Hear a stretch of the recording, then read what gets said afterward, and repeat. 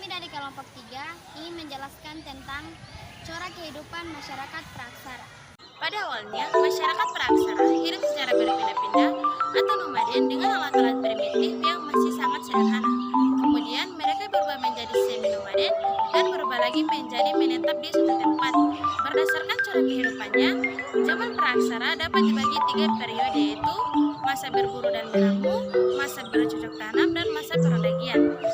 Masa berburu dan meramu. Corak kehidupan manusia purba yang paling sederhana yaitu masa berburu dan meramu. Pada periode awal munculnya peradaban manusia ini. Kemampuan masyarakat dalam memanfaatkan bahan yang disediakan alam masih sangat terbatas. Umumnya, peralatan yang digunakan terbuat dari batu, kayu, atau tulang yang masih sederhana. Masa berburu dan meramu dibagi menjadi 2, yaitu masa berburu dan meramu tingkat awal dan masa berburu dan meramu tingkat lanjut. Masa berburu dan meramu tingkat awal, corak kehidupan manusia purba pada masa berburu dan meramu tingkat awal adalah nomaden atau berpindah-pindah tempat. Mereka terus berpindah mencari daerah baru yang melimpah sumber daya alamnya. Sebab sumber utama kehidupan mereka bergantung pada ketersediaan alam. Manusia yang hidup pada zaman berburu dan mengumpulkan makanan tingkat awal diperkirakan satu periode dengan zaman Paleotikum. Kehidupan ekonomi masyarakat berburu dan meramu tingkat awal sepenuhnya dari mencari dan mengumpulkan makanan atau food gathering. Makanan yang dikumpulkan berupa umbi-umbian, buah-buahan, keladi, dan daun-daunan. Bahan makanan yang dapat langsung dimakan alias tidak dimasak karena masyarakatnya belum mengenal api untuk mengolah makanan. Pola hunian manusia purba pada masa berburu dan mengumpulkan makanan tingkat awal memiliki 2 ciri khas, yakni yang pertama kedekatan dengan sumber air dan yang kedua adalah kehidupan di alam terbuka. Manusia pada periode ini hidup secara berkelompok, di mana satu orang akan bertugas sebagai pemimpinnya. Pimpin kelompok inilah yang akan memandu anggota lain untuk berpindah tempat. Selain itu, anggota kelompok laki-laki bertugas memburu hewan, sementara perempuan bertugas mengumpulkan makanan. Periode ini sudah terdapat teknik pembuatan alat, tetapi masih sangat sederhana dan kasar. Peralatan dari batu yang dihasilkan biasanya berupa kapak perumbas dan atau sapi. Masa berburu dan meramu tingkat lanjut, corak kehidupan manusia Praksara pada periode ini setingkat lebih tinggi daripada masyarakat berburu dan meramu tingkat awal. Masa berburu dan meramu tingkat awal, corak kehidupan manusia Praksara pada periode ini, masyarakat berburu dan meramu tingkat awal. Hal ini terlihat dari teknik pembuatan alat, tempat tinggal, ataupun kesenian. Manusia yang hidup pada zaman berburu dan mengumpulkan makanan tingkat lanjut diperkirakan satu periode dengan zaman Mesolitikum. Memperoleh makanan masyarakat berburu dan meramu tingkat lanjut masih bersifat food gathering. Makanan yang dikumpulkan tidak hanya berupa umbi-umbian, buah-buahan, keladi, dan daun-daunan, tetapi juga siput dan kerang. Bukti bahwa masyarakat juga sering mengonsumsi kerang dan siput adalah ditemukan kojok Medinger atau sampah bukit kerang. Manusia purba pada periode ini sudah mulai hidup semi-sedentar, yaitu kadang menetap di gua-gua alam dan berpindah lagi mencari gua lain yang memiliki banyak bahan makanan. Contoh peninggalan yang khas dari masyarakat berburu dan mengumpulkan makanan tingkat lanjut adalah Abris Sous Roch, yaitu gua menyerupai ceruk batu karang yang digunakan sebagai tempat tinggal.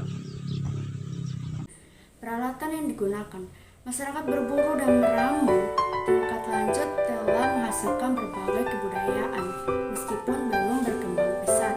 Beberapa contoh hasil kebudayaan dari periode ini adalah kapak perimbas, kapak Sumatera, kapak penetak, anak panah, serta dari tulang dan tanduk rusa. Cara hidup dengan berburu dan meramu mulai ditinggalkan oleh masyarakat prasejarah. Kemampuan berpikir mereka semakin terasa untuk menjawab tantangan alam. Hal ini ditandai dengan kemampuan mereka dalam menghasilkan makanan dengan bercocok tanam. Manusia yang hidup pada masa bercocok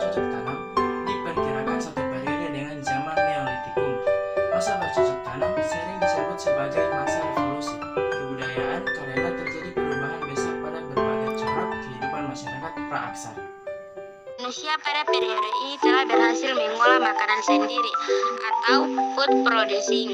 Hutan yang mereka buka kemudian ditanami dengan sayur dan buah untuk mencukupi kehidupan sehari-hari. Sementara binatang buruan yang mereka tangkap mulai dipelihara dan diternak. Hewan yang diternak antara lain kerbau, kuda, sapi, babi, dan unggas. Sementara binatang buruan yang mereka tangkap mulai dipelihara dan diternak. Hewan yang diternak antara lain kerbau, kuda, sapi, babi, dan unggas. Selain itu, masyarakatnya diperkirakan telah mengenal sistem pertukaran barang alias partner. Beralih ke kehidupan bercocok tanam, pola hunian manusia purba pun berubah. Mereka tidak lagi berpindah-pindah tempat atau nomaden, tetapi menetap di suatu tempat. Pemilihan tempat tinggal biasanya dipengaruhi oleh sumber air dan dekat dengan alam yang diolahnya. Kehidupan sosial. Karena hunian mereka telah menetap, masyarakat bercocok tanam hidup secara berkelompok dan membentuk perkampungan kecil. Dalam sebuah kampung biasanya terdiri dari beberapa keluarga dan hidup secara gotong royong. Mereka juga menunjuk ketua suku dan memiliki aturan hidup sederhana yang harus dijalani anggotanya. Pada periode ini, manusia membuat peralatan dari batu yang telah dihaluskan dan memperhatikan sisi keindahannya. Budayaan utamanya adalah kapak monjong dan kapak persegi. Di samping itu, masyarakat pada masa bercocok tanam telah mengenal pakaian dari kulit kayu. Masyarakat pada masa bercocok tanam mengenal kepercayaan bahwa orang yang meninggal akan memasuki alam lain. Yang orang yang meninggal akan dibekali benda-benda kepercayaan sehari-hari. Berkaitan dengan kepercayaan ini, muncul tradisi pendirian bangunan besar yang disebut tradisi megalitik. Bangunan megalitik adalah dolmen, menhir, waruga, sarkofagus, dan pondan berundak. Masa perundagian atau terampil. Kata perundagian diambil dari kata undagi, yang artinya seseorang yang memiliki keterampilan jenis usaha tertentu, seperti pembuatan gembah, perhiasan, kayu, batu, dan logam. Masa perundagian merupakan periode terakhir prasejarah atau yang lazim disebut zaman logam. Kehidupan ekonomi.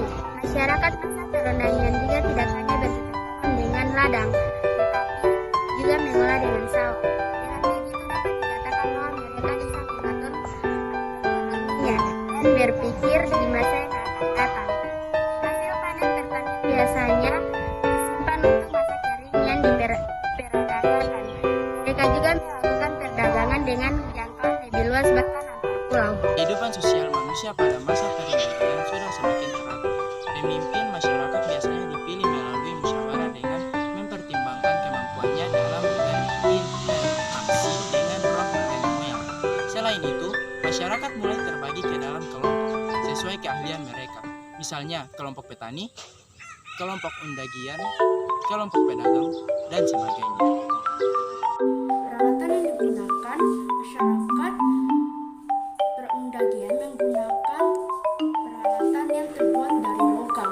Teknologi pembuatan benda-benda dari logam pun mengalami perkembangan besar. Di samping